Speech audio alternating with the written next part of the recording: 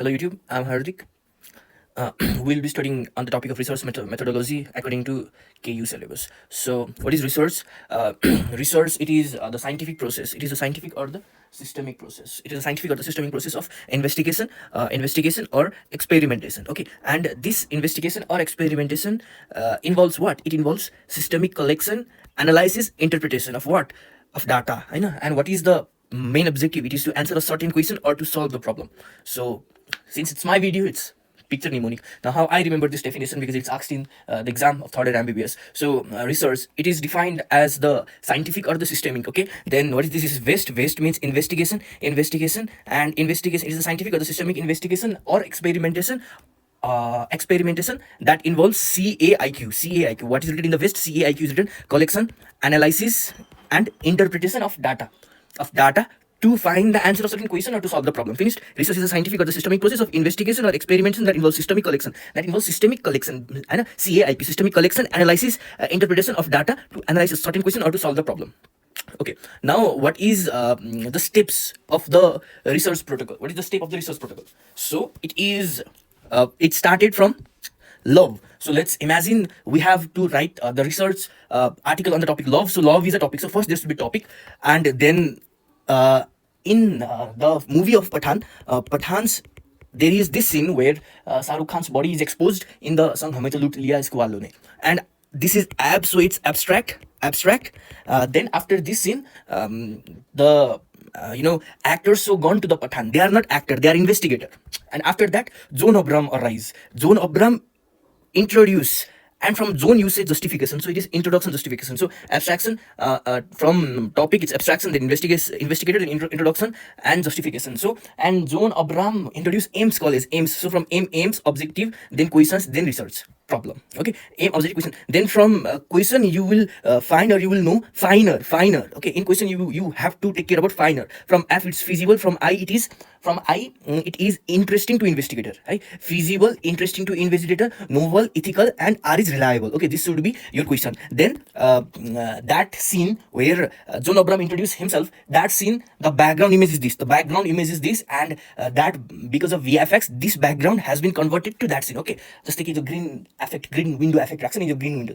Just know it is topic. Then it is abstraction. Then it is investigator. Then it is introduction. Then in the introduction there were aims objective, and then questions, and then research problem. Then after that there is background. There is something called as background. If you can remember, then remember. After background and literature review, then now there is, I have created something in the same movie. There is a scene where the scientist is kidnapped. Okay, scientist is kidnapped, and that scientist is what? That scientist is DM, doctorate in medicine, DM. And then they use IT technology and to create the smallpox vaccine, to mutate the smallpox vaccine. And then I also remember MS and ML. He's not only DM, he's MS also, he's ML also. So this is under the topic of the topic of formulation of hypothesis. Okay, I will show you. See here, there is a topic of objective and hypothesis. Okay, objective and hypothesis. This is under the topic of objective and hypothesis. Let me write here. This is under the topic of objective and hypothesis. So what is there? There is DMIT, ML, and MS. Now, what is D and what is M? It is design methodology. What is I? What is T? It is instrument and technology. And what is ML? Methodological limitation. And what is MS? Methodological significance. Now, finished. Then after this, there is the scene of fight. This scene, right? This scene. So, in the first scene, there is the fly is introduced. Okay, something that machine fly is introduced. अनि त्यो जुनमा यो उड्छ, त्यो उड्ने चाहिँ त्यो चाहिँ हाम्रो जो खुट्टा पुच्छौँ नि म्याटमा उड्छ, म्याटमा चाहिँ उड्दो रहेछ त्यो. अनि त्यसपछि अब हेर यस्तो सिनमा यो चाहिँ दाई रहेछ, यसको दाई. सो यो दाईसँग सँगै उडिरहेछ है. अनि त्यसपछि यो शाहरुख खानको यो फ्लाइ बिग्रिन्छ नि, शाहरुख खान चाहिँ यसको फ्लाइमा खस्छ. त्यो सिन छ, याद छ कि छैन? त्यो फिल्म हेर्छौ भने तिमीलाई याद आउँछ. सो त्यो सिनमा चाहिँ यो चाहिँ ईसँग झुन्डेर खसेको छ. यहाँ ई हैन, ठिक ईसँग झुन्डेर, हैन, ठिक ईसँग यस्तो ई भएर यसमा झुन्डेर यो खस्यो कि यसमा. सो ठिक ईसँग झुन्डेर खसेछ. अनि त्यो कहाँ खसेछ? त्यो खसेछ एउटा घरमा होइन घरमा खसेको थियो नि त याद छ अनि त्यहाँ चाहिँ घडी झुन्डाएको थियो त्यसपछि त्यसले चाहिँ फाइट गर्यो फाइट गर्नेलाई सबै रिसोर्सेसलाई युज गरेर फाइट गर्यो अनि त्यसपछि त्यो लास्टमा काहीँ लड्किरहेको थियो नि त लास्टमा खस्न आँटेको थियो अनि यसले एक्सपेक्टेसन थियो कि बचाउँछ भनेर होइन र लास्टमा खस्छ अनि के भएर मर्छ एपेन्डिसाइटिस भएर मर्छ होइन सो अब तिम्रो के छ अब म्याटमा चढेकोबाट म्याटेरियल्स एन्ड मेथोड्स यो सब स्टेप्स हो कि स्टेप्स राख्ने होइन यहाँ छ त्यो स्टेप्सको बारेमा यहाँ छ यो सबै स्टेप्स हो सो म्याटेरियल र मेथोड त्यसपछि दादा थियो होइन दाई थियो data analysis and strategy materials and method अनि दादा थियो अनि त्यसपछि दादासँग चाहिँ थिक ई थियो भने चाहिँ इथिकल कन्सिडरेसन अनि थिक ईबाट चाहिँ त्यसपछि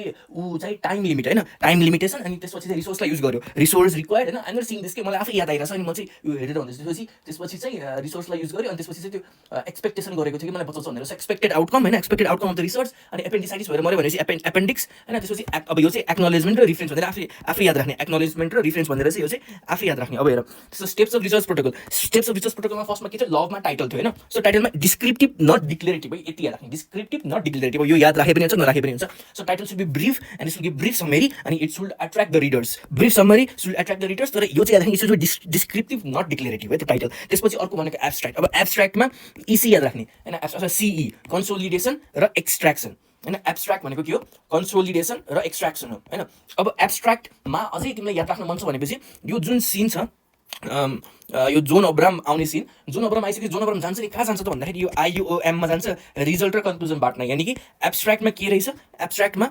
इन्ट्रोडक्सन अब्जेक्टिभ मेथड रिसर्च र रिजल्ट र कन्क्लुजन भन्ने टपिक रहेछ एक्सट्र्याक्ट डाटा र कन्सोलिडेसन साथसाथै त्यसपछि के थियो इन्भेस्टिगेटर त्यसपछि के थियो इन्ट्रोडक्सन र जस्टिफिकेसन यसरी बुझ्यो कि त्यो शाहरुख खान गएछ भनेर बुझ्यो जोन अब्राम होइन है त शाहरुख खान गएछ शाहरुख खान त्यसपछि चाहिँ तिम्रो के थियो इन्भेस्टिगेसन जोन अब्रामको थियो इन्ट्रोडक्सन र जस्टिफिकेसन त्यसपछि statement on aims objective question and research problem अनि criteria for good research question के हो त भन्दाखेरि फाइनल क्राइटेरिया फिजिबल हुनुपर्छ affordable time and money adequate number of subject हुनुपर्छ interesting to investigator novel ethical र रिलायबल मैले इथिकल बिर्सेको थिएँ होइन नोभेल इथिकल र रिलायबल इन्ट्रेस्टिङ टु इन्भेस्टिगेटर र फिजिबल हुनुपर्छ र फाइनर हो यो र फाइनर फिजिबल भनेको के एफोर्डेबल हुनुपर्छ अनि एडुकेट नम्बर अफ सब्जेक्ट हुनुपर्छ अनि टाइम पनि एडुकेट हुनुपर्छ एडुकेट एफोर्डेबल हुनुपर्छ होइन भइहाल्यो त्यसपछि अर्को भनेको ब्याकग्राउन्ड थियो अनि सिस्टमिक रिभ्यू थियो सिस्टमिक रिभ्यू भनेको के हो लिटरेचर रिभ्यू त्यसपछि के थियो त्यसपछि त्यो एमडी आइटी एमएल एमएस तर यो के को टपिकमा छ यो अब्जेक्टिभ र हाइपोथेसिसको टपिकमा छ अब्जेक्टिभ र हाइपोथेसिसमा अर्को एउटा निमोनिक छ त्यो भनेको स्मार्ट यो स्मार्ट जहाँ पनि काम लाग्छ यसमा के काम लाग्यो एस भनेको स्पेसिफिक एम भनेको के हो ए भनेको एफोर्डेबल आर भनेको रिलायबल टी भनेको टाइम लिमिट र एम भनेको मेजरेबल है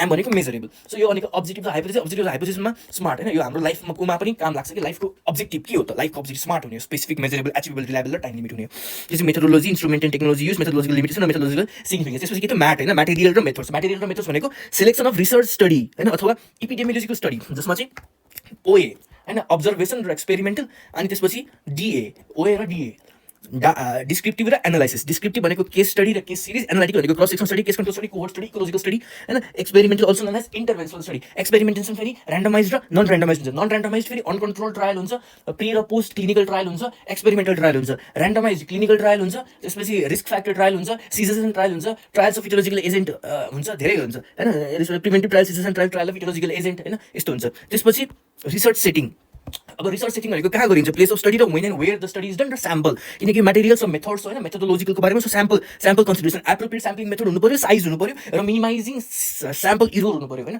appropriate sampling method sample size र मिनिमाइजिङ स्याम्पलिङ इरोर त्यसपछि डाटा थियो होइन डाटा एनालाइसिस र स्ट्राटेजी त्यसपछि टाइम लिमिट होइन त्यसपछि चाहिँ रिसोर्स युज गरेको थियो फाइट गर्नको लागि रिसोर्सेस रिक्वायर्ड त्यसपछि चाहिँ एक्सपेक्टेसन चाहिँ बचाउँछ भनेर एक्सपेक्टेड आउटकम अफ रिसर्च त्यसपछि एपेन्डिसाइटिस भएको थियो एपेन्डिसेस अनि एक्नोलेजमेन्ट र रिफरेन्सेस आफै याद राख्ने एक्नोलेजमेन्ट र रिफरेन्सेस आफै याद राख्ने नाउ डिफरेन्स बिट्विन मेटा एनालाइसिस र सिस्टमिक रिभ्यू मेटा एनालाइसिस र सिस्टमिक रिभ्यू अब मेटा भनेपछि केही कुरालाई मेटाको छ केलाई मेटाको छ भन्दाखेरि यसले यो स्टेमलाई मेटाको छ है यो स्टेमलाई मेटाको छ अब अर्को पनि यसमा के इमेज छ भन्दाखेरि यो फ्याक्टर इमेज छ है त अब भनेपछि यो स्टेमबाट इस्टिमेसन याद आयो मलाई इस्टिमेसन याद आयो अनि त्यसपछि अर्को इस्टिमेसन भनेको के को इस्टिमेसन भन्दाखेरि न्युमेरिकल एस्टिमेसन अनि त्यसपछि अर्को चाहिँ फ्याक्टर होइन अर्को चाहिँ फ्याक्टर भनेको रिस्क फ्याक्टर हुनसक्छ या प्रोटेक्टिभ फ्याक्टर हुनसक्छ या इन्टरभेन्सन हुनसक्छ सो वाट इज यति हो होइन अब यो option what is meta analysis what is meta analysis meta analysis is the analysis of analysis होइन it is the scientific or the systemic method of it is the scientific and the systemic method of के त भन्दाखेरि studying multiple studies together होइन of studying multiple studies together अनि त्यसपछि अनि अर्को के गर्छ to find the numerical estimation होइन multiple studies together and combining their result in numerical estimation and combining their studying the multiple, यो भनेको स्टडी हो, मेटा एनालाइसिस भनेको पनि स्टडी हो होइन, स्टडी हो, र सिस्टमिक रिभ्यू भनेको पनि स्टडी हो, स्टडी अफ रिसोर्स, यो पनि स्टडी अफ रिसोर्स हो, study of resources, and combining the result in the numerical estimation to find the final effect of a factor that can be risk factor or the protective factor, final effect of the factor that can be risk factor or the protective factor. So meta analysis is याद गर्नको लागि मेटा के मेटा यो stem मेटा आयो, स्टेमबाट numerical estimation याद आयो, अनि यो भनेको फ्याक्टर, फ्याक्टरबाट प्रोटेक्टिभ फ्याक्टर, रिस्क फ्याक्टर र इन्टरभेन्सन याद आयो। त्यसपछि यो मेटा एनालाइसिस भनेको स्टडी अफ रिसर्च हो, स्टडी अफ रिसर्च। अब डेफिनेसन बनाऊ, what is meta analysis? Meta analysis is a systemic or the scientific process, it is the systemic or the scientific process of combining multiple studies together and combining the final effect to find the numerical estimation. आफै बनाउँदैन हुन्छ, combining the final effect to find the अलिकति definition बिग्रिन्छ किनकि numerical estimation पछि पनि factor छ नि त, सो फ्याक्टरमा चाहिँ फाइनल लगाउनु पर्यो है त। सो फेरि भन्ने definition, so what is meta analysis? Meta analysis is defined as the systemic or the scientific process of studying multiple studies together to find to derive the conclusion in the terms of numerical estimation to find the final effect of the factor. And combining the result in the numerical estimation to find the final effect of the factor, a particular result. So, what is systemic review? It is a preliminary study. It is a preliminary study of the copy paste. It is a preliminary study to find the final effect of a factor, risk factor, or protective factor, or an intervention by bringing multiple studies together. It is a preliminary study to evaluate the final effect of a factor, to evaluate to find the final effect of the factor that can be risk factor or the protective factor or an intervention by bringing multiple studies together. Right? And meta-analysis के गर्छ, it increases the statistical power by decreasing the sample size. And systemic review के गर्छ, it brings the multiple study together. अब meta-analysis को अर्को point के हो, meta-analysis मा चाहिँ लास्टमा यो रिभ्यू प्रोसिडर भनेर सिस्टमिक रिभ्यू को रिभ्यू लियो हैन, रिभ्यू प्रोसिडर भनेर बडा हैन, मेटा इट्स अफन लास्टमा चाहिँ सिस्टमिक रिभ्यू प्रोसिडर हुनु पर्यो भनेपछि रिभ्यू प्रोसिडर भनेपछि मेटा एनालाइसिस चाहिँ पार्ट अफ रिभ्यू प्रोसिडर हो, तर जहिले पनि रिभ्यू प्रोसिडरमै हुनुपर्छ भन्ने छैन हैन। It is often but not always important component of review procedure. अब सिस्टमिक रिभ्यूमा रिभ्यू प्रोसिडर अगाडि आउँछ यसरी घुम्ने, अनि रिभ्यू प्रोसिडर र सिस्टमिक रिभ्यूमा के छ, के पनि छैन। रिभ्यू प्रोसिडर र मेटा एनालाइसिसमा छ फेरि, review procedure often but not always uses meta analysis to combine the result of relevant study, uses meta analysis to combine the result of relevant study. ल क्लोज एन्डेड क्वेसन, अब question लेख अनि त्यसलाई close गर भनेपछि particular range हुनु पर्यो, have a fixed range. र अब क्वेसन लेखेर ओपन छोड्दियो भने जसले आफ्नो जस्तो तरिकामा पनि क्वेसनको आन्सर दिन सक्छ। Always respondents to answer in their own terms, जस्तो तरिकामा पनि आफ्नो जस्तो तरिकामा पनि आन्सर दिन सक्छ। यो भनेको रिसर्च मेथोडोलोजी हो, सेम कन्टिन्युएसन हो, रिसर्च मेथोडोलोजी हो, मेथोडोलोजीको। अनि त्यो चाहिँ अघिसम्म हामीले के पढ्यौँ, जुन चाहिँ हाम्रो MBBS थर्ड इयरमा आएको छ क्वेसन्सहरूको आन्सर यति हो, योभन्दा बढी पनि क्वेसन्स आएको छैन, यति मात्रै पढे पुग्छ। अब चाहिँ MCQ को लागि पढौँ। अब एपिडेमियोलोजिकल स्टडी, एपिडेमियोलोजिकल मेथड के हुन्छ, यो चाहिँ रिभिजन हो जुन चाहिँ हामीले सेकेन्ड इयरमा पढिसकेका हुन्छौँ हैन, OA र DA हैन, अब्जर्भेसनल र एक्सपेरिमेन्टल। अब अब्जर्भेसनल चाहिँ DA डिस्क्रिप्टिभ र एनालाइटिकल हुन्छ, एक्सपेरिमेन्टल अल्सो नोन एज इन्टरभेन्सनल हैन। अब एन्सर फर्मुलेसन अफ हाइपोथेसिस डिस्क्रिप्टिभले गर्छ, टेस्टिङ अफ हाइपोथेसिस एनालाइटिकलले गर्छ, अनि त्यसपछि भ्यालिडेसन अफ हाइपोथेसिस इन्टरभेन्सनलले गर्छ है त। भ्यालिडेसन अफ हाइपोथेसिस इन्टरभेन्सनले गर्छ, फेरि डिस्क्रिप्टिभले चाहिँ फर्मुलेसन अफ हाइपोथेसिस गर्छ, एनालाइटिकलले चाहिँ यसमा कुनै पनि एक्सप्लेनेसन हुँदैन त्यो हुँदैन, किनकि भनेको रिभिजन भिडियो यो चाहिँ है, यो पोर्सन चाहिँ अब आउने पोर्सन चाहिँ रिभिजन हो, किनकि हामीले सेकेन्ड इयरमा पढिसक्यौँ। सो अर्को चाहिँ एनालाइटिकल हुन्छ, एनालाइटिकलले चाहिँ के गर्छ, टेस्ट गर्छ हाइपोथेसिसलाई अड्स रेसियोहरूबाट के हैन, टेस्ट गर्छ। अनि अर्को एक्सपेरिमेन्टल भनेको, त्यसपछि चाहिँ अर्को भनेको जुन हाइपोथेसिस छ टेस्ट गइसक्यो, अब त्यो हाइपोथेसिसलाई के गर्नु पर्यो, भ्यालिडेट गर्नु पर्यो कि भ्यालिडेट छ हैन, त्यो भनेको एक्सपेरिमेन्टलले गर्छ। अब एनालाइटिकल स्टडी क्रस सेक्सन हुन्छ, केस कन्ट्रोल हुन्छ र कोहर्ट हुन्छ है। अब क्रस सेक्सन स्टडी, हामीलाई दुईवटा कुरा थाहा छ, एउटा इन्सिडेन्स थाहा छ, अर्को प्रिभिलेन्स थाहा छ। हाम्रो यो अर्डरमा भन्छौँ इन्सिडेन्स अनि प्रिभिलेन्स। सो पहिलो कुराले काट्दियो, सो क्रस सेक्सनल स्टडीले प्रिभिलेन्स पत्ता लगाउँछ एउटा।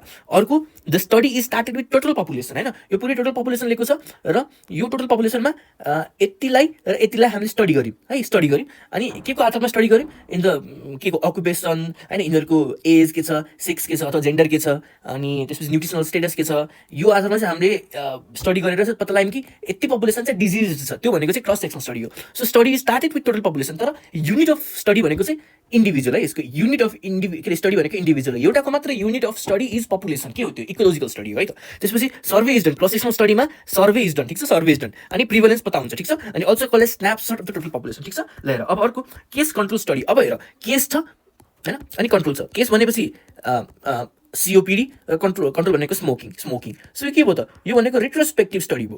सो कोहोर्ट बिर्स्यो भनेपछि केस कन्ट्रोल के हो भनेर थाहा पाऊ, यो केस कन्ट्रोल रेट्रोस्पेक्टिभ हो भने चाहिँ कोहोर्ट प्रोस्पेक्टिभ हो है त। अब study is started with disease अथवा non disease also call as retrospective होइन from effect to cause no incidence no prevalence interview based study हाम्रो इन्टरभ्यू लिन्छौँ चुरोट खानुहुन्थ्यो कि हुन्थेन भनेर त्यसरी हामीले इन्टरभ्यू लिन्छौँ अब केस कन्ट्रोल स्टडीमा लेख ओबेसिटी लेख जस्तै ओबेसिटी होइन यो ओबेसिटी भयो यो नन ओबेसिटी भयो यो डायबिटिज भयो यो नन डायबिटिज भयो अब यस्तो बक्स बनाएर लेख एबिसिडी अड्स रेसियो भनेको यसरी एबी अनि यहाँ सी है यसरी एबिसिडी नलेख्नु नि एबिसिडी मैले एक्सप्लेन गर्न लाग्दिनँ है किनकि सेकेन्ड इयर हामीले पढिसक्छौँ अनि अड्स रेसियो भनेको एडी डिभाइड बाई बिसी हो एडी डिभाइड बाई बिसी हो अनि त्यसलाई चाहिँ क्रस प्रडक्ट रेसियो भनेर पनि भनिन्छ ल अलिकति एक्सप्लेन गरिदिउँ डायबिटिज हेरौँ के हुनसक्छ भन्दाखेरि यसको रिस्क फ्याक्टर लेखेँ अनि यसको डिजिज लेखेँ अब डायबिटिज ए पपुलेसन ओबेसिटी भएर डायबिटिक हुनसक्छ बी पपुलेसन नन ओबेसिटी भएर डायबिटिज हुनसक्छ अनि त्यसपछि सी पपुलेसन चाहिँ ओबेसिटी भएर पनि नन डायबिटिज हुनसक्छ भनेपछि डी पपुलेसन चाहिँ डी पपुलेसन त नर्मल भइहाल्यो ओबेसिटी पनि छैन डायबिटिज पनि छैन है त अब जसलाई चाहिँ ट्रु सेल भनिन्छ यसलाई ट्रु सेल भनिन्छ यानि कि ओबेसिटी छ डायबिटिज छ ओबेसिटी छैन डायबिटिज छैन सो एडी है अनि इन्टु सिडी यो भनेको फल सेल ओबेसिटी छ तर डायबिटिज छैन फल सेल यो फेरि ओबेसिटी छैन तर डायबिटिक छ फल सेल भनेपछि अड्स रेसियो भनेको यो इन्टु यो डिभाइड बाई यो इन्टु यो अड्स रेसियो अब यदि अड्स रेसियो 1 आयो भने के हुन्छ नो एसोसिएसन यदि अड्स रेसियो मोर देन 1 आयो भने के हुन्छ पोजिटिभ एसोसिएसन यदि अड्स रेसियो लेस देन 1 आयो भने के हुन्छ negative association odds ratio is more than 1 भनेको the assessing factor is a risk factor होइन odds ratio is more than 1 odds ratio is less than 1 भनेको the assessing factor is a protective factor त्यस्तै relative risk होइन is equal to 1 भनेको there is no association relative risk is more than relative risk is equal to 1 भनेको no association relative risk is more than 1 भनेको positive association relative risk is less than 1 भनेको negative association the assessing factor is a protective factor the assessing factor is a protecting factor अब अर्को cohort study अब cohort थियो क्या कुन नयाँ केटी हट थियो भनेको इन्सिडेन्स हो भनेपछि यसले इन्सिडेन्स पत्ता लगाउँछ so cohort group of individual with common character cohort भनेको के हो it is a group of individual with a common character पहिला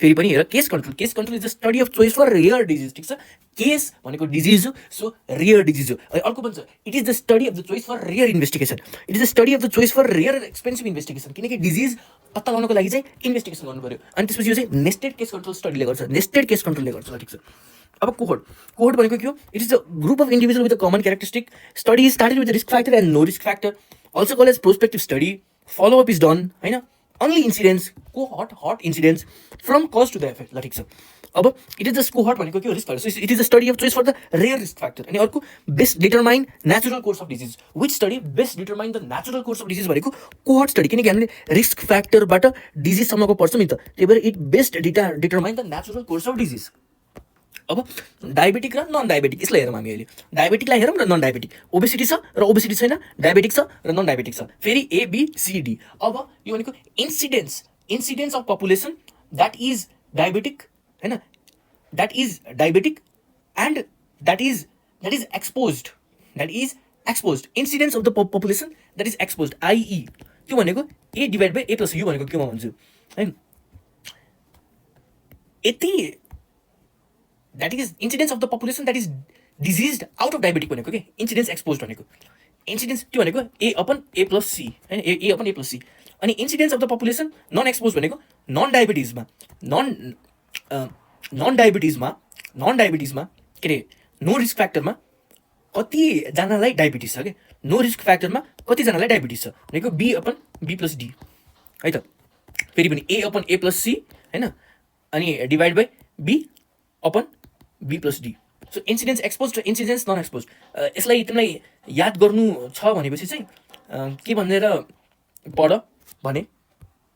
पढ भने यो जुन रिलेटिभ रिस्क छ त्यसलाई हामी रिस्क रेसियो भन्छौँ त्यो भनेको incidence expose divide by incidence non expose अब एक्सपोज भनेको डायबिटिज हो डिजिज हो इन्सिडेन्स एक्सपोज भनेको डिजिज हो कतिलाई डिजिज छ आउट अफ कतिजना टोटल नन डायबिटिक छ होइन के अरे आउट अफ कतिजना टोटल ओबेसिटी छ भनेपछि ए डिभाइड बाई कतिजना टोटल ओबेसिटी छ ए प्लस सी छ इन्टु अर्को अब क्रस गर्ने बेला डिभाइड बाई गर्ने बेला होइन अर्को भनेको B upon B plus D हुन्छ यो आफै प्र्याक्टिसबाट याद आउँछ कि धेरै यो छैन सो रिलेटिभ रिस्क भइहाल्यो अब रिलेटिभ रिस्क मात्रै नपढेर हामीलाई अरू दुईवटा टर्महरू पढ्नुपर्छ एउटा एट्रिब्युटेबल रिस्क पढ्नुपर्छ अर्को पपुलेसन एट्रिब्युटेबल रिस्क पढ्नुपर्छ अब एट्रिब्युटेबल रिस्क भनेको incidence expose minus incidence non expose divide by incidence expose अब पपुलेसन एट्रिब्युटेबल रिस्क भनेको चाहिँ incidence total minus incidence non expose divide by incidence total minus incidence non expose होइन divide by incidence total बुझ्यो यो भनेको चाहिँ population attributable risk हो अब एट्रिब्युटेबल रिस्क भनेको के हो एट्रिब्युटेबल रिस्क भनेको के हो भनेपछि चाहिँ होइन त्यो जस्तै कि स्मोकिङ छ र COPD छ. It is the percentage contributed by the risk factor in causing a disease. स्मोकिङले COPD-लाई कज गर्ने चान्स कति छ, कति % अफ COPD चाहिँ स्मोकिङले गर्दाखेरि हुन्छ भन्दाखेरि 73% हुन्छ मानौँ हैन. सो यो हो पपुलेसन, यो हो एट्रिब्युटेबल रिस्क है. अर्को पपुलेसन एट्रिब्युटेबल रिस्क यो भनेको चाहिँ स्मोकिङलाई हामीले निकाल्दियौँ भनेपछि चाहिँ समाजमा COPD कतिले घट्छ हैन. It is a percentage decline in the outcome variable, dependent variable हैन. आउटकम भेरिएबल अथवा dependent variable with the unit change in the risk factor variable, that is independent variable. Risk factor variable हैन, that is independent variable. अनि it is calculated in the code study, it is calculated in the code study. So what is population attributable risk? Population attributable risk, it is the decline in the outcome variable. No, अब outcome भनेपछि चाहिँ COPD, that is dependent variable. अब COPD it is dependent on smoking नि त हैन. Smoking is not dependent, COPD is dependent on smoking. So dependent variable with the unit change in the risk factor, that is independent variable है त, that is independent variable. त्यो भनेको population attributable risk हो. अब अर्को भनेको ecological study डिजाइनको. Ecological study of डिजाइनको युनिट अफ स्टडी भनेको पपुलेसन हो. It includes correlation between the variables अथवा फ्याक्टर्स भनेको टु फाइन्ड कति एसोसिएसन छ अथवा COPD हाम्रो देशमा कति छ थाहा पाउनु मन छ भनेपछि will not go and ask for the people who smokes हैन. Will not go and find case, will not go and find will not go and do the natural history of the disease. We will count or we will go to the cigarette manufacturing factory and know what is the annual manufactured cigarette in a year. So we will correlate with this हैन. यति cigarette annually release भएको छ र यति COPD को case छ भनेपछि यसरी हेर्न रिलिज हुन्छ. Third party data source is usually taken. अनि बायस चाहिँ यहाँ इकोलोजिकल फ्यालेसी हुनेछ. बायस पनि हामीले सेकेन्ड इयरमा पढ्छौँ, म थोरै भनिदिन्छु. इकोलोजिकल फ्यालेसी भनेको results of ecological study is not applicable at individual level. जस्तै कि एउटा इन्डिभिजुअलले दुईटा सिगरेट खान्छ भन्नुको अर्थ यो होइन कि मैले पनि दुईटा सिगरेट खान्छु, मैले खादिनँ चुरोट हैन. सो इकोलोजिकल बायस भनेको, इकोलोजिकल फ्यालेसी भनेको चाहिँ the result of the ecological study is not applicable in the individual level हैन. It is not applicable in the individual level. अब general overview, cross sectional study, case control study, cohort study र ecological study. Unit of individual सबैको लागि individual हो, unit of study सबैको लागि individual हो. अनि टोटल चाहिँ भनेको पपुलेसन हो. Also known as snapshot. Cross सेक्सनमा भनेको स्न्यापसट, केस कन्ट्रोल भनेको रेट्रोस्पेक्टिभ, प्रोस्पेक्टिभ र इकोलोजिकल भनेको कोरिलेसन. इकोलोजिकल भनेको कोरिलेसन. त्यसपछि हाउ स्टडी इज कन्डक्टेड हैन, survey of total population, interview, follow up र डाटा सोर्सबाट, डाटा रिसोर्स र डाटा सोर्सबाट हैन. How study is conducted, survey of total population, interview, follow up र डाटा रिसोर्सबाट.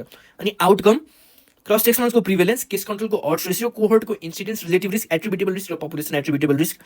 अनि इकोलोजिकल स्टडीको चाहिँ कोरिलेसन अफ भेरिएबल. इकोलोजिकल स्टडीको चाहिँ कोरिलेसन अफ भेरिएबल. आउटकम चाहिँ क्रस सेक्सनबाट प्रिभेलेन्स, केस कन्ट्रोलबाट अड्स रेसियो, कोहोर्टबाट चाहिँ incidence, relative risk, attributable risk, population attributable risk र इकोलोजिकलबाट चाहिँ कोरिलेसन अफ भेरिएबल. अनि स्टार्ट अफ द स्टडी भनेको क्रस सेक्सनमा टोटल पपुलेसन, केस कन्ट्रोलमा डिजिज अथवा नन डिजिज, कोहोर्टमा रिस्क फ्याक्टर अथवा नो रिस्क फ्याक्टर, इकोलोजिकलमा data matching. Start of the study हैन. अब बायस भनेको सिलेक्सन बायस अथवा क्लासिफिकेसन बायस. त्यो हो क्रस सेक्सनमा सिलेक्ट गर्नु पर्यो नि त, कुन पपुलेसनलाई सिलेक्ट गर्ने, सिलेक्सन बायस हुन्छ. अनि अर्को भने चाहिँ क्लासिफिकेसन बायस, के को आधारमा क्लासिफिकेसन गर्यो, के एज सेक्स हैन, के को आधारमा, एजको आधारमा मात्रै गर्यो कि सेक्सको आधारमा मात्रै गर्यो कि. केस कन्ट्रोल भनेको रिगल बायस हो. कोहोर्ट स्टडी भनेको बाँकीको बायस. इकोलोजिकल स्टडीको बायस भनेको इकोलोजिकल फ्यालेसी हुन्छ. अब ऱ्यान्डमाइजेसन रिमुभ्स द सिलेक्सन बायस हो. कसरी? किनकि हामीले ऱ्यान्डम गऱ्यो नि त, जो पनि सिलेक्ट हुन पायो, जसको पनि नन र इक्वल चान्स हुन्छ सिलेक्ट हुने हैन. अनि randomisation is done while allocation or selection is done while allocation. It is not done while selecting the population, it is done while allocating the population into group A and group B. Non and equal chance. अब जस्तै म छु हैन, ए म छु हैन, हार्दिक छ हैन, हार्दिकलाई ए अथवा ग्रुप बीमा हार्दिक र नुरा छ भनेपछि हार्दिकलाई ग्रुप ए र ग्रुप बीमा जानको लागि इक्वल चान्स कति छ? इक्वल चान्स छ कि छैन? म यहाँ पनि जान सक्छु, म यहाँ पनि जान सक्छु. नन चान्स कति छ? मेरो यहाँ जाने 50% चान्स छ, मेरो यहाँ जाने 50% चान्स छ. दुईजनामा, तीनजनामा 33% चान्स छ. सो यो इक्वल र नन चान्स हो. Remove selection bias. Randomisation is done while allocation, not done while selection, and non and equal chance छ. So steps involve in the evidence based medicine short पढ. Formulate the hypothesis which is the most critical step. Formulate the hypothesis and that answers what you want to study about love and what do you want to study and why do you want to study to find peace. यस्तै identify all previous resources done on that topic. अर्को भनेको abstraction भनेको extraction data र consolidate, with summary estimation, explore analysis, publish and dissemination, publish useful results in a reputed journal to prevent publication bias. Now what is publication bias आउँछ पछि. The graph plot in meta analysis is called forest plot. Just to know, a graph plot in meta analysis is called forest plot. Cochrane भनेको चाहिँ के भन्दाखेरि यहाँ चाहिँ रिसर्चर्सहरूको हैन, international रिसर्चर्सहरूको चाहिँ कोलाबोरेसन हो हैन. रिसर्चर्सहरू चाहिँ आएर उनीहरूले आफ्नो भ्यू दिए, उनीहरूको आफ्नो केस स्टडी दिए, उनीहरूले आफ्नो रिसर्च स्टडीहरू दिएर डिस्कस गरे. Collaboration of international resources on a common platform to share opinion, case study and the research study for references. Discuss किन गरेँ त भन्दाखेरि फर रिफरेन्सेस भनेपछि कोक्रेनमा हामीले चाहिँ पाउँछौँ होइन international resources on a common platform होइन कोक्रेनमा चाहिँ हामीले के पाउँछौँ भन्दाखेरि उनीहरूले आएर चाहिँ रिसर्च दिए मतलब एउटा साइट हो कि जस्तै collaboration of international resources on a common platform to share opinion case study and research studies for रिफरेन्सको लागि चाहिँ अनि what is quaternary prevention it's not related to the level of prevention it is over diagnosis होइन diagnosis over investigation होइन अथवा over intervention over intervention त्योभन्दा अगाडि over diagnosis त्योभन्दा अगाडि ओभर इन्भेस्टिगेसन होइन so what is publication bias पब्लिकेसनहरू हामीले फाइलमा राख्छौँ सो फाइल ड्रर इफेक्ट होइन सो पब्लिकेसन बायस भनेको reputed organisations of journal have preferential publication जस्तै कि smoking is injurious to health smoking is not injurious to health अब 60% पब्लिकेसन 60% रिपोर्टले भने smoking is not injurious to health भनेर अब हाम्रो यो जर्नलहरूले चाहिँ पब्लिस गर्यो कि smoking is not injurious to health भनेर भनेपछि चाहिँ जुन smoking is injurious to health छ त्यो त हाइड हो नि त अब उसले 60% smoking is not injurious to हेल्थलाई पब्लिस गर्यो अनि हामी माझ आयो हामी थाहा पायौँ कि smoking is not injurious to health भनेर तर वास्तवमा smoking is injurious to health र 40%ले चाहिँ smoking is injurious to health भनेर भनेको छ त्यो भनेको पब्लिकेसन बायस हो अनि पब्लिकेसन बायसले चाहिँ फनल प्लटमा देखाइन्छ सुड अलवेज बी सिमेट्रिकल र but some research studies have some effect on one side होइन फनल प्लट भनेको के यस्तो त फनल प्लट भनेको should always be symmetrical but some research studies have some effects on one side meaning that journal is promoting one side of the result and not the other. Journal is providing one side of the result but not other. What is operation research? Operation भनेको healthcare system. Health care system research. Operation research भनेको health care system research used to improve health facility, their utilization and to promote people using the system. Health facility अब health facility त्यसलाई utilise गर्नु पर्यो अब health facility छ भनेर यसलाई promote गर्नु पर्यो मान्छेहरू बिच अनि what is सर्जरी र क्लिनिकल ट्रायल भनेको यो भनेको ऱ्यान्डमाइज्ड ट्रायल भइहाल्यो हो कि नै हो नहीं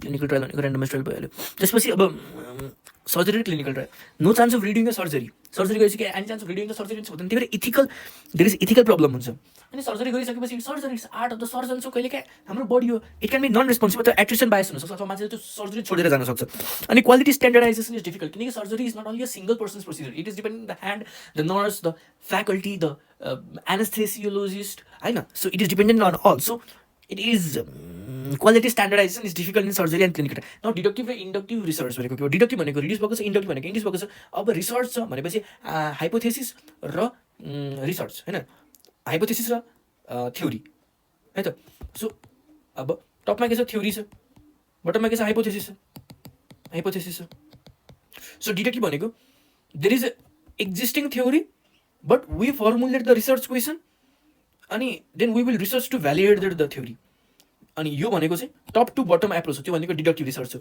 र इन्डक्टिभ रिसर्च भनेको research is based on hypothesis then we find the result and then we formulate the theory त्यो भनेको बटम टु टप एप्रोच हो अब क्वालिटेटिभ र क्वान्टिटेटिभ रिसर्च भनेको पहिला के हुन्छ पहिला त क्वालिटेटिभ रिसर्च हुन्छ we discuss to find the study topic research topic qualitative research होइन group discussion and opinion to formulate a research topic group discussions and opinions they are given to formulate a research topic होइन to formulate or to open to a group discussion or opinion to formulate a research problem and quantitative research to get measurable outcome with measurable input त्यो भनेको quantitative research to get measurable outcome with measurable input to get त्यही त measurable outcome with measurable input होइन qualitative and quantitative research भयो qualitative and quantitative अब prescriptive research र प्रिजम्प्टिभ research भयो प्रेस्क्रिप्टिभ भनेपछि प्रिस्क्रिप्सन भनेपछि के डिजिज छ भनेपछि कम्प्लिकेसन प्रिभेन्ट गर्नलाई गरेको रिसर्च हो भनेपछि सेकेन्डरी प्रिभेन्सन हो प्रेस्क्रिप्टिभ स्क्रिनिङ भनेको early diagnosis based on symptomatology of the patient secondary level of the prevention हेर carcinoma of breast prescriptive screening हुन्छ र प्रिजम्प्टिभ स्क्रिनिङ हुन्छ होइन प्रेस्क्रिप्टिभ स्क्रिनिङ भनेको चाहिँ मैले अघि नै भन्छ कि प्रेस्क्रिप्सन भनेपछि यसमा डिजिज छ जस्तै कार्सिनोमा अफ ब्रेस्ट छ जस्तै कि पोस्टकोइटल ब्लिडिङ छ जस्तै कि डायबिटिज मेलाइटस छ जस्तै कि जेस्टेसनल डायबिटिज मेलाइटस छ होइन अब कार्सिनोमा अफ ब्रेस्ट जस्तै कि ब्रेस्ट लम्प छ जस्तै कि तिम्रो पोस्टकोइटल ब्लिडिङ छ जस्तै कि डायबिटिज मेलाइटस छ जस्तै कि जेस्टेसनल डायबिटिज मेलाइटस छ अब हामीले मेमोग्राफी गऱ्यौँ ब्रेस्ट लम्पको केसनमा कार्सिनोमा अफ ब्रेस्ट छ कि छैन फाइन्ड गर्नको लागि प्याप स्मेयर गऱ्यौँ पोस्ट कोइटल ब्लिडिङ भएको पेसेन्टमा सर्भाइकल क्यान्सर छ कि छैन फाइन्ड गर्नको लागि होइन फास्टिङ र पोस्ट प्रान्डियल ब्लड सुगर हामीले पत्ता लगायौँ फास्टिङ ब्लड सुगर र पोस्ट प्रान्डियल ब्लड सुगर हामीले पत्ता लगायौँ कसमा त भन्दाखेरि डायबिटिज मेलाइटसमा टु फाइन्ड इट्स कम्प्लिकेसन अनि अर्को चाहिँ ओजिटिटी होइन ओरल ग्लुकोज टोलरेन्स टेस्ट, त्यो चाहिँ डायबिटिज जेस्टेसनल डायबिटिज मेलाइटिसको केसमा कम्प्लिकेसनलाई प्रिभेन्ट गर्नको लागि होइन, फर मदर्स सेक। र यही क्वेसन यदि फर चिल्ड्रेन हुन्छ भनेको त्यो भनेको चाहिँ प्रिजम्पटिभ स्क्रिनिङ हुन्छ, किनकि त्यहाँ चाहिँ हामीले डिजिजलाई डेभलप हुन दिएको छैनौँ, बुझ्यो, फर सेक अफ बेबी। अब प्रिजम्पटिभ स्क्रिनिङ भनेको चाहिँ HIV testing in all ANC females, जो चाहिँ स्क्रिनिङको लागि आउँछ, HIV testing in all ANC to prevent mother to child transmission of HIV होइन। त्यसपछि HIV testing in blood donation होइन, प्री इम्प्लोइमेन्ट टेस्टिङ होइन, इम्प्लोइ हुनुभन्दा अगाडि गरिने टेस्टिङ हुन्छ। अब कि त्यो डिजिज डेभलप नहोस्, जस्तै कि तिम्रो अकुपेसनल डिजिजहरू हुनसक्छ नि त। त्यसपछि अर्को चाहिँ ओजिडिटी for gestational diabetes mellitus for the sake of baby. अर्को भ्यालिडिटी, एक्युरेसी र प्रिसिजन हुन्छ। भ्यालिडिटी भनेको के हो? भ्यालिडिटी भनेको त्यो होइन, मलाई यो डट खेल्नु छ र मैले यो डटको यहाँ हाने यहाँ हाने भनेपछि म भ्यालिड भयो, तर मैले यो डटको होइन यहाँ हाने भनेपछि म इनभ्यालिड भयो। सो भ्यालिडिटी भनेको getting the desired result in a defined range. अब एक्युरेसी भनेको के हो? एक्युरेसी भनेको हिटिङ द बुल साई होइन, यसरी मैले हाने भनेपछि म एक्युरेट भयो। अब अर्को प्रिसिजन भनेको एउटै ठाउँमा यसरी हान्ने क्या, जस्तै कि मैले पहिलोचोटि हाने यहाँ हाने, दोस्रोचोटि हाने यहाँ हाने, तेस्रोचोटि हाने यहाँ हाने भनेपछि म अब प्रिसाइज भइनँ। मैले चाहिँ पहिलोचोटि यहाँ हाने, दोस्रोचोटि पनि यहाँ हाने, तेस्रोचोटि पनि यहाँ हाने भने चाहिँ अब म प्रिसाइज भयो। सो प्रिसिजन भनेको रिपिटेडली एन्ड रिपिटेबिलिटी र रिप्रोड्युसिबिलिटी है त, गेटिङ सम रिजल्ट्स पर्सिस्टेन्टली। अनि एक्युरेसी भनेको नियरनेस र closeness to the actual value of the true value. अनि भ्यालिडिटी भनेको getting the desired result in the defined range. अनि digital instrument are highly precise. अनि के हुन्छ? डिजिज प्रेजेन्ट र डिजिज एब्सेन्ट, टेस्ट पोजिटिभ र टेस्ट नेगेटिभ। अब यसरी डिभाइड गरेर हामीले पढिरहेछौँ स्क्रिनिङको बारेमा, यो इम्पोर्टेन्ट कुरा पढिरहेछौँ। अब यसमा डिजिज प्रेजेन्ट र डिजिज एब्सेन्ट, टेस्ट पोजिटिभ र टेस्ट नेगेटिभ है त।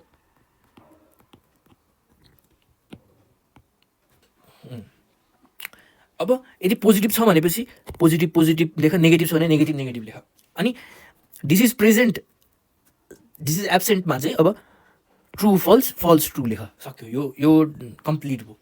अब बुझ्ने, डिजिज प्रेजेन्ट छ र टेस्ट पनि पोजिटिभ छ, यो भनेको ट्रुली पोजिटिभ हो। डिजिज एब्सेन्ट छ तर टेस्ट पोजिटिभ छ भनेपछि भनेको फल्सली पोजिटिभ हो र एकदम इम्पोर्टेन्ट हुन्छ। Falsely positive is very important. Falsely positive हुनु भएन, बुझ्यो, फल्सली पोजिटिभ हुनु भएन। फल्सली नेगेटिभ हुन ठिक छ तर फल्सली पोजिटिभ हुनु भएन। फल्सली नेगेटिभ पनि हुनु भएन तर कम्पेरिटिभली फल्सली नेगेटिभ हुन ठिक छ, पाइन्छ, तर फल्सली पोजिटिभ हुनु भएन। त्यसपछि टेस्ट नेगेटिभ छ र डिजिज प्रेजेन्ट छ भनेको फल्सली नेगेटिभ हो, र टेस्ट पनि नेगेटिभ छ र डिजिज पनि छैन भनेको तिम्रो यो भनेको चाहिँ ट्रुली नेगेटिभ हो। अब सेन्सिटिभिटी, अब यसको रुल थापौ। रुल दुईवटा छ, यो बक्स लगाउनुभन्दा अगाडि रुल थापौ। एउटा disease is always in the top र can not cross the two boxes. Can not, यसरी बक्सलाई क्रस गर्न मिल्दैन, बुझ्यो, यसरी बक्सलाई क्रस गर्न मिल्दैन भनेपछि अब आऊ सेन्सिटिभिटी। यहाँ लेख सेन्सिटिभिटी र यहाँ लेख स्पेसिफिसिटी। सो सेन्सिटिभिटी भनेको के हो? True positive divide by true positive plus false negative, अथवा true positive divide by disease present होइन। सेन्सिटिभिटीलाई अर्को टर्म्समा 1 minus false negative error rate पनि भन्न सकिन्छ। अब फल्स नेगेटिभ इरोर रेट भनेको के हो त्यो आउँछ अहिले भनेपछि सेन्सिटिभिटी कसरी हाई हुन्छ जब फल्स नेगेटिभ इरोर रेट एकदम कम हुन्छ। अब यो भनेको स्पेसिफिसिटी भयो। अब स्पेसिफिसिटी भनेको true negative divide by true negative plus false positive, अथवा फल्स स्पेसिफिसिटी भनेको स्पेसिफिसिटी भनेको फल्स पोजिटिभ होइन, यो मिस्टेक भयो। ट्रु नेगेटिभ हो स्पेसिफिसिटी भनेको, त्यो पनि म चेक गर्छु है त।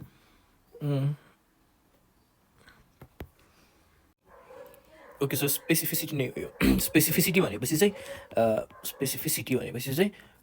मैले भनेको थिएँ नेभर क्रस द बक्स भनेर। अनि true negativity divide by true negativity plus false positivity, true negativity divide by true negativity plus false positivity, यो भनेको डिजिज एब्सेन्ट हो। अनि स्पेसिफिसिटी भनेको 1 minus false positivity error rate हो है, यो भयो। अब यहाँ इरोर के छ? एउटा फल्स पोजिटिभ इरोर छ, अर्को फल्स नेगेटिभ इरोर छ। फेरि पनि फल्स पोजिटिभ इरोर रेट भनेको false positive plus true negative होइन। फल्स पोजिटिभ इरोर भनेको false positive divide by false positive plus true negative भनेको false positive divide by disease absent. False positive error rate भनेको false positive divide by disease absent होइन. अनि यो भनेको 1 minus specificity हो, हामीले माथि नै पढिसक्यौँ. अनि more the specificity less the false positive error rate, अथवा less the more the false positive error rate less the specificity होइन. So false negative error rate, false negativity error rate भनेको यो false negativity divide by false negative plus true positivity अथवा disease present. यो भनेको false negative error rate भनेको false negativity divide by disease present होइन. भनेको 1 minus sensitivity, भनेको 1 minus sensitivity. कहिलेकाहीँ यस्तो मिस्टेक हुन्छ है, यो कहिलेकाहीँ काटिन्छ सेन्सिटी अनि वी टी. अब positive predictive value, positive predictive value हुन्छ र नेगेटिभ प्रेडिक्टिभ भ्याल्यू हुन्छ. अब यसमा पनि do not cross the table. Positive predictive value र नेगेटिभ प्रेडिक्टिभ भ्याल्यूमा यसमा चाहिँ यसरी चाहिँ क्रस नगर्ने. So true positive divided true positive plus false positive भनेको पोजिटिभ प्रेडिक्टिभ भ्याल्यू, अनि true negative divided false negative plus true negative भनेको नेगेटिभ प्रेडिक्टिभ भ्याल्यू है त. अनि त्यो भनेको true positive plus false positive भनेको टेस्ट पोजिटिभ हो, टेस्ट पोजिटिभ हो. True positive plus false positive भनेको, अनि true negative plus false negative भनेको test negative, true negative plus false negative भनेको टेस्ट नेगेटिभ. यो भनेको हामीले घोक्यौँ, यो भनेको हामीले घोक्यौँ. अब बुझौँ. सो सेन्सिटिभिटी भनेको के हो र स्पेसिफिसिटी भनेको के हो. सेन्सिटिभिटी भनेको टोटल टेस्ट पोजिटिभ होइन. द प्रोबेबिलिटी, यो sensitivity, the probability of having test positive out of disease present होइन, त्यो हो सेन्सिटिभिटी भनेको. अब अझै यो पनि घोकेको. स्पेसिफिसिटी भनेको the probability of having tested negative out of healthy, probability of having tested negative the person was healthy भनेको. सेन्सिटिभिटी भनेको के हो त भन्दाखेरि मान्छेहरू जसलाई डिजिज प्रेजेन्ट छ र टेस्ट पनि पोजिटिभ छ त्यो भनेको सेन्सिटिभ हो. अनि स्पेसिफिक भनेको के हो भन्दाखेरि मान्छेहरू जसमा टेस्ट नेगेटिभ छ र डिजिज पनि नेगेटिभ छ त्यो भनेको स्पेसिफिसिटी हो. यो भनेको बुझेको, यो भनेको कन्सेप्ट हो. फेरि पनि मान्छेहरू जसमा टेस्ट पोजिटिभ छ र त्यो मान्छेहरूलाई डिजिज पनि छ त्यो भनेको सेन्सिटिभिटी हो. अथवा यो बक्सेर मान्छेहरू जसमा टेस्ट नेगेटिभ छ मतलब डिजिज पनि छैन त्यो भनेको स्पेसिफिसिटी हो है त. त्यसपछि अब यो भनेको error rate, false positive error rate र false negative error rate. False positive error rate भनेको के हो, मान्छेहरू जसमा टेस्ट पोजिटिभ छ तर डिजिज एब्सेन्ट छ. र फल्स नेगेटिभ इरर रेट भनेको मान्छेहरू जसमा टेस्ट नेगेटिभ छ तर डिजिज प्रेजेन्ट छ. फल्स पोजिटिभ इरर रेट भनेको probability of having tested positive if the person was healthy, अनि फल्स नेगेटिभ इरर रेट भनेको probability of having tested negative if the person was diseased है. अब positive predictive value भनेको डिजिजसँग हेरिन्छ बुझ्यो. मान्छेहरू जसमा डिजिज छ र टेस्ट पोजिटिभ भइन्छ त्यो भनेको पोजिटिभ प्रेडिक्टिभ भ्याल्यू हो है. र नेगेटिभ प्रेडिक्टिभ भ्याल्यू भनेको मान्छेहरू जसमा डिजिज छैन अनि टेस्ट पनि नेगेटिभ छ त्यो भनेको नेगेटिभ प्रेडिक्टिभ भ्याल्यू हो. जस्तै र positive predictive value what is the probability of person to have a disease if he was tested positive, र negative predictive value what is the probability of a person to be healthy if he was tested negative. ठिक छ. So sensitive र त्यो भनेको यस्तै हो. Sensitive, specificity, अनि false positive error rate, false negative error rate र पोजिटिभ प्रेडिक्टिभ भ्याल्यू र नेगेटिभ प्रेडिक्टिभ भ्याल्यू. अब सर पढ. What is the probability of having a person to get tested positive if he was actually having the disease, यो भनेको sensitivity. What is the probability of having a person to get tested negative if he was actually healthy, यो भनेको specificity. Specificity र sensitivity. Specificity डायग्नोसिसको लागि use हुन्छ, sensitivity स्क्रिनिङको लागि use हुन्छ. सो यसमा के हेरिन्छ अथवा के ध्यान गरिन्छ भन्दाखेरि त्यो इन्स्ट्रुमेन्टले, त्यो टेस्टले चाहिँ हेल्दीलाई हेल्दी भनेर भनोस् होइन. सरी, त्यो स्पेसिफिसिटी हो. स्पेसिफिसिटी भनेको चाहिँ हेल्दीलाई हेल्दी भनोस् स्पेसिफिसिटीले. सेन्सिटिभिटीले चाहिँ डिजिजलाई डिजिज भनोस् भन्छ सेन्सिटिभिटीले. स्पेसिफिसिटी अलिकति इम्पोर्टेन्ट हो सेन्सिटिभिटी भन्दा. अनि what is the probability of having a person to get tested, अनि यो भनेको specificity. What is the probability of having a person to get tested positive if was actually healthy, त्यो भनेको false positive error rate, tested positive होइन. What is the probability of having person to get tested negative भनेको false negative error rate if was actually disease. What is the probability of person to have a disease if he was tested positive, disease छ नि त. So positive predictive value. अनि what is the probability of person to be healthy if he was tested negative भनेको negative predictive value. यही अब seriousness of the error, false positive is more serious than false negative. Screening test, we use sensitivity, a test with low false negativity हो हैन. Sensitivity भनेको 1 minus false negative error rate हो किन हो sensitivity falls negative. जस्तै कि हामीले एमआईमा ECG गर्छौँ अनि इसिजीमा चाहिँ PQRST. So PQRS so ST. इसिजीमा चाहिँ ST इलिभेसन देखिन्छ यदि मायोकार्डियल इन्फ्रेक्सन छ भनेपछि. तर यति मात्रैमा हामीले एमआई भनेर भन्न सक्दैनौँ, हामीले कार्डियक इन्जाइम पनि हेर्छौँ, किनकि what if ECG was falsely positive होइन हो, अब चाहिँ हामीले फल्स पोजिटिभको काम थाहा पायौँ। केही पनि कुनै पनि इन्स्ट्रुमेन्ट यदिले डायग्नोज गर्यो अथवा भन्यो भनेपछि त्यो फल्स पोजिटिभ पनि हुनसक्छ, त्यही भएर त्यो स्क्रिनिङको लागि युज भयो। इसिजी डायग्नोसिसको लागि युज हुँदैन, किनकि डायग्नोसिसको लागि युज हुनुको लागि अझै हायर मोडालिटी हुनुपर्छ कि त्यो अझै स्पेसिफिक होस्, कि त्यसले हेल्दीलाई डिजिज नभनिदियोस्। सो डायग्नोस्टिक अथवा confirmative test we use specificity होइन, a test with low false positive होइन। Example cardiac enzyme for STEMI. अब कार्डियक इन्जाइम हामीले किन युज गर्छौँ भने त्यसको स्पेसिफिसिटी धेरै छ, हाई छ, त्यही भएर चाहिँ हाई मोडालिटी, त्यही भएर चाहिँ डायग्नोस्टिकको लागि युज भयो। अब फल्स पोजिटिभिटी हाई हुनुको लागि स्पेसिफिसिटी के हुनुपर्छ, लो हुनुपर्छ। हामीले पढिहाल्यौँ फल्स पोजिटिभ इरोर रेट भनेको 1 माइनस स्पेसिफिसिटी हो। अर्को फल्स पोजिटिभ हाई हुनुको लागि प्रिभेलेन्स लो हुनुपर्छ। अब यसलाई बुझ्नको लागि यो टेबल बनाम होइन, disease present, disease minus, test positive, test negative. अब यो जुन छ हामीले पढ्दैछौँ फल्स पोजिटिभ, यो फल्स पोजिटिभ होइन। फल्स पोजिटिभ धेरै हुनुको लागि के हुनु पऱ्यो, स्पेसिफिसिटी घट्नु पऱ्यो। यो टेबललाई यसलाई यहाँ मुभ गरेर त होइन, यस्तो गरेर फल्स पोजिटिभ धेरै हुनु पऱ्यो। फल्स पोजिटिभ धेरै हुनुको लागि यो रो चाहिँ तल मुभ गर्नु पऱ्यो। यो भनेको के हो, यो भनेको स्पेसिफिसिटी हो, स्पेसिफिसिटी घट्नु पऱ्यो एउटा तरिकाले बुझ्न खोज्दा। अब अर्को तरिकाले बुझ्न खोज्दा यो टेबलको यो रोलाई यहाँ मुभ गर, अझै पनि फल्स पोजिटिभिटी धेरै भयो। तर अब के डिजिज र डिजिज माइनस, डिजिजको प्रिभेलेन्स कम भयो होइन, सो फल्स पोजिटिभिटी धेरै हुनुको लागि प्रिभेलेन्स कम हुनुपर्छ। अर्को सेन्सिटिभिटी बढी हुनुपर्छ, यो चाहिँ पोको। सो फल्स पोजिटिभ धेरै हुनुको लागि के हुनसक्छ क्राइटेरिया, एउटा चाहिँ स्पेसिफिसिटी कम हुनसक्छ, अर्को चाहिँ प्रिभेलेन्स कम हुनसक्छ, अर्को चाहिँ सेन्सिटिभिटी बढी हुनसक्छ। बढी सेन्सिटिभ भएर पनि फल्सली पोजिटिभ डायग्नोज हुनसक्छ। अब नल हाइपोथेसिस एन्ड इरोर, यसमा चाहिँ हामीले नल हाइपोथेसिस भनेको 0, 1, 2 भनेपछि टाइप 1 इरोर र टाइप 2 इरोरको बारेमा पढ्छौँ होइन। 0, 1, 2बाट मैले पढेको थिएँ, अल्फा र बिटा इरोर पनि छ एउटा। अब null hypothesis means no effect or both the groups are the same. Null hypothesis means no effect होइन, or both the groups are the same. यानि कि नल हाइपोथेसिस भनेको केही पनि हामीले डायग्नोज गऱ्यौँ, केही पनि हामीले हाइपोथेसिस गऱ्यौँ भनेपछि त्यसको एफेक्ट 0 हुनसक्छ। जस्तै कि नल हाइपोथेसिसलाई हामीले एक्सेप्ट गऱ्यौँ भनेको नो एफेक्ट, 0 एफेक्ट होइन। Smoking is related to COPD, यो नहुन पनि सक्छ, हुन त हो। जस्तै कि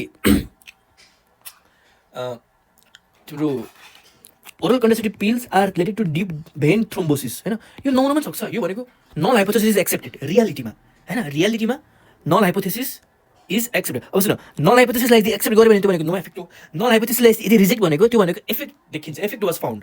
अब null hypothesis in reality can be true or false, त्यो can be true or false. अब नल हाइपोथेसिस चाहिँ रियालिटीमा ट्रु थियो, तर हामीले एक्सपेरिमेन्ट गर्ने बेला यो नेचरको कुरा भयो। नल हाइपोथेसिस रियालिटीमा ट्रु थियो र हामीले त्यसलाई एक्सेप्ट गऱ्यौँ, त्यो भनेको ओके। यानि कि नल हाइपोथेसिस रियालिटीमा ट्रु थियो, यानि कि null hypothesis the effect was not seen र हामीले त्यसलाई एक्सेप्ट गऱ्यौँ रियालिटीमा, ठिक छ। तर नल हाइपोथेसिस रियालिटी भन्दा एक्चुअलमा होइन, एक्चुअलमा अब नल हाइपोथेसिस रियालिटीमा ट्रु थियो यानि कि इफेक्ट छैन, तर हामीले एक्सपेरिमेन्ट गर्दा त्यो नल हाइपोथेसिसलाई रिजेक्ट गऱ्यौँ भनेपछि त्यो एउटा इरोर भयो।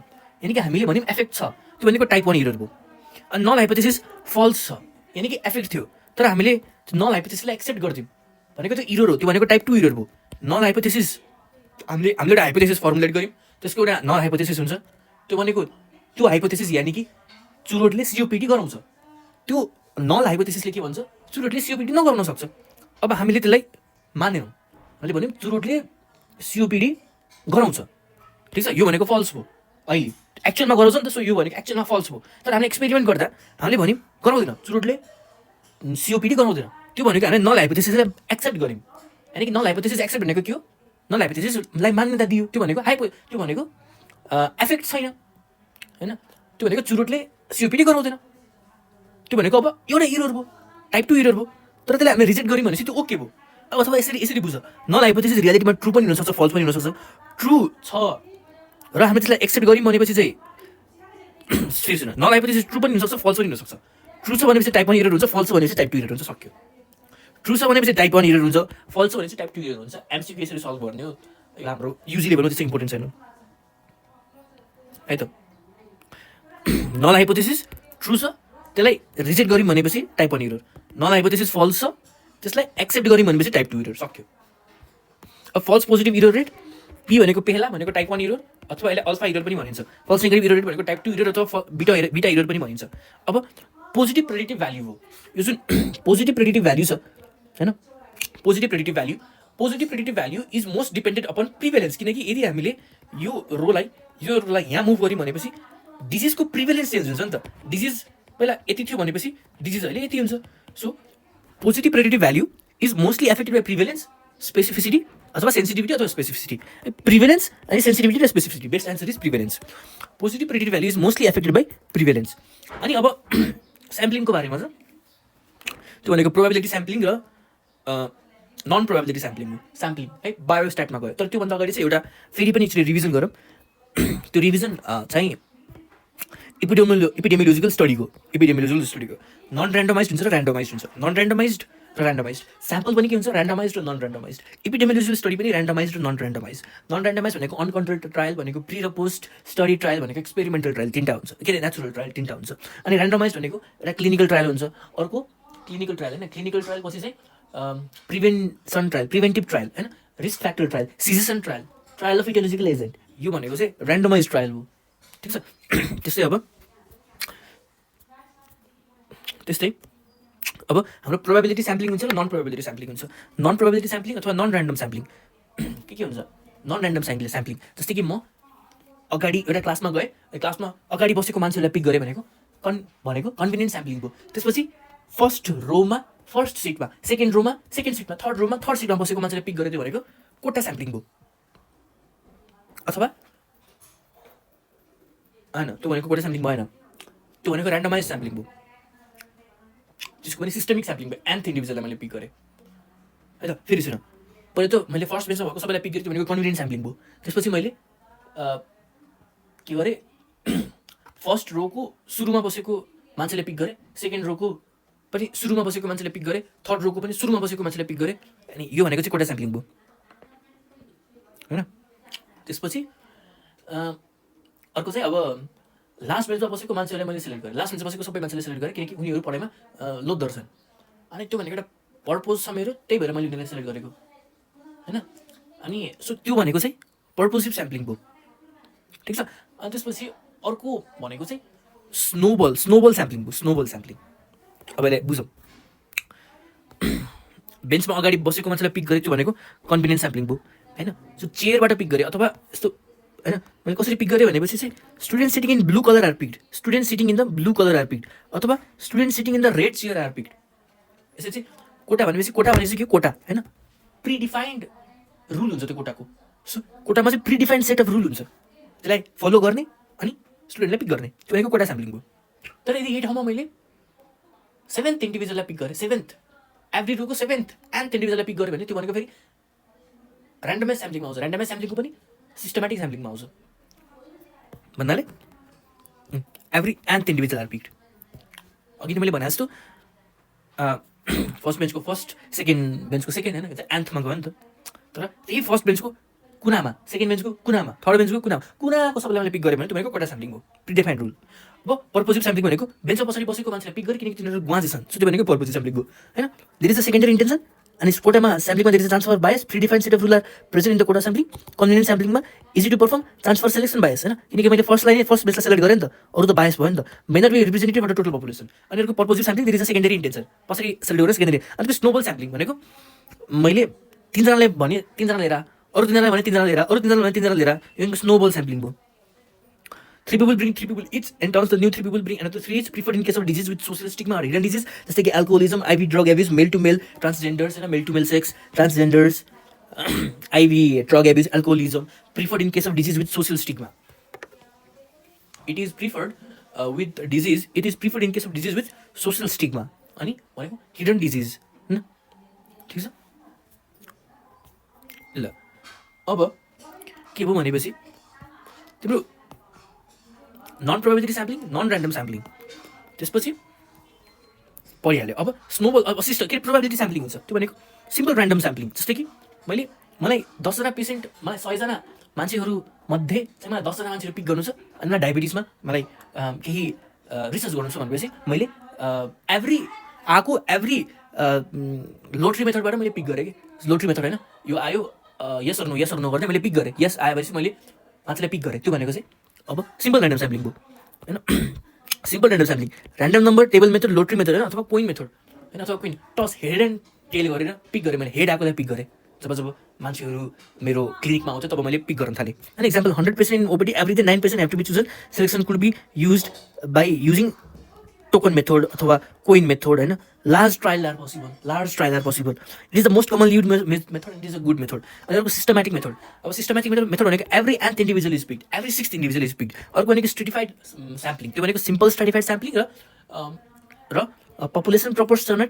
Population proportionate to size sampling PPS sampling जसलाई हामीले स्पेसियल स्ट्रेटिफाइड स्याम्पलिङ पनि भन्न सकिन्छ स्ट्रेटिफाइड स्याम्पलिङ एउटा सिम्पल स्ट्रेटिफाइड स्याम्पलिङ हुन्छ र अर्को PPS sampling population proportionate to size sampling होइन अनि त्यो चाहिँ स्पेसियल स्ट्रेटिफाइड स्याम्पलिङ हो ठिक छ अब हेर हामीले चाहिँ सिम्पल स्ट्रेटिफाइड स्याम्पलिङमा चाहिँ स्ट्रेटिफाइडमा कन्भर्ट गर्छौँ अनि इन्डिभिजुअललाई चुज गर्छौँ जस्तै हामीलाई 19 इन्डिभिजुअल चुज गर्नु छ त्यो चाहिँ के को आधारमा सियुपिडी छ कि छैन आधारमा सोसियो इकोनोमिक स्टेटस लो सोसियो इकोनोमिक स्टेटस भएको मान्छेलाई मोर सियुपिडी हुने चान्स हुन्छ त्यही भएर अप्पर क्लास मिडल क्लास र लोवर क्लासमा डिभाइड गऱ्यौँ होइन अनि हामीले चाहिँ 30 इन्डिभिजुअल र 30 इन्डिभिजुअललाई सिलेक्ट गऱ्यौँ भनेको सिम्पल स्ट्रेटिफाइड स्याम्पलिङ र यो सिलेक्ट कसरी गऱ्यौँ सिम्पल ऱ्यान्डम मेथड युज गरेर जस्तै कि लोटरी मेथड र कोइनलाई फ्लिप गर्थ्यौँ अथवा लटरी निकाल्यौँ जो मान्छेहरूको नाम आयो त्यसलाई हामीले सिलेक्ट गऱ्यौँ होइन we selected those people whose name came out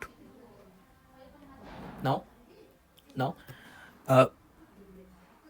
what is population proportional to size sampling? In population proportional to size sampling, what is done is sample is taken according to the size of the population. If the population of the upper class, middle class and lower class, it was 9%, 27% and remaining percent, then out of 90, only 9% of the sample would be taken. That is 9 sample was taken in place of 30. Rest from lower class and middle class will be taken. Means now in place of 30 we just take 9 because if you take 30 from here then there will be a bias because the population are very low. Okay, so we take sample size according to the population. That is population proportional to size sampling, PPS. That is special stratified sampling. The population is divided the population is divided based on a certain criteria. Population proportional to size sampling, special stratified sampling, even a simple stratified sampling. Population sample taken is proportional to the size. Example, 30 people have to be chosen from a 1,000 people population to study the diabetes mellitus. Diabetes is a disease of socioeconomic status. 30 people from upper class, 30 people from middle class, and 30 people from lower class. But upper class was 10% of the population, middle class was 70%, and lower class was 20%. Hence, discrepancies occurred. To avoid discrepancy, population proportional to size sampling is done. Each strata is divided and percentage of representation in whole population will be in the sample. So, 9 people from upper class, 63 people from the middle class, 18 people from the lower class. Or cluster sampling. Cluster sampling for homogeneous large population गरिन्छ cluster sampling. For homogeneous र large population. अनि कसरी गरिन्छ भन्दाखेरि predefined cluster हुनु predefined naturally occurring क्लस्टरलाई pick गरिन्छ जस्तै कि स्कुल त्यो भनेको नेचुरली अकरिङ क्लस्टर हो कि नै तर कुन चाहिँ स्कुललाई पिक गर्ने त्यो चाहिँ ऱ्यान्डम हुन्छ है occurring cluster pick up randomly अनि why is this cluster sampling is done it is done to access and to evaluate the health services जस्तै कि होइन युनिभर्सल इम्युनाइजेसन प्रोग्राम जस्तै कि national iron deficiency disorder control programme यिनीहरूको लागि चाहिँ 30 cluster 90 children 30 cluster 7 children universal iodization प्रोग्राममा चाहिँ 30 क्लस्टर लिएको थियो 30 क्लस्टरमा 7 चिल्ड्रेन इच लिएको थियो भनेपछि इन्डियामा national iodine deficiency national iron deficiency disorder control programme यसमा चाहिँ 30 क्लस्टरमा 90 चिल्ड्रेन लिएको थियो 37 30 90 है त 37 र 30 90 ल यति हो सो भन्दाखेरि चाहिँ non probability sampling convenience sampling quota sampling त्यसपछि मलाई पर्पोज थियो लिने छु इट्स नट पर्पोज भन्दै भन्ला leave the pronunciation it's purpose होइन पर्पोजिभ स्याम्पलिङ कोटा स्याम्पलिङ त्यसपछि कन्भिनियन्ट स्याम्पलिङ त्यसपछि स्नोबल स्याम्पलिङ यो भनेको चाहिँ ऱ्यान्डमाइज स्याम्पलिङ हो र नन ऱ्यान्डमाइज स्याम्पलिङ भनेको simple randomize sampling stratified sampling stratified पनि सिम्पल स्ट्रेटिफाइड र स्पेसल स्ट्रेटिफाइड स्याम्पलिङ अथवा population proportional to size sampling अनि अर्को चाहिँ सिम्पल भयो स्ट्रेटिफाइड भयो अब अर्को के गर्न सकिन्छ अर्को भनेर क्लस्टर स्याम्पलिङ क्लस्टर अर्को and individual systematic sampling, systematic है त।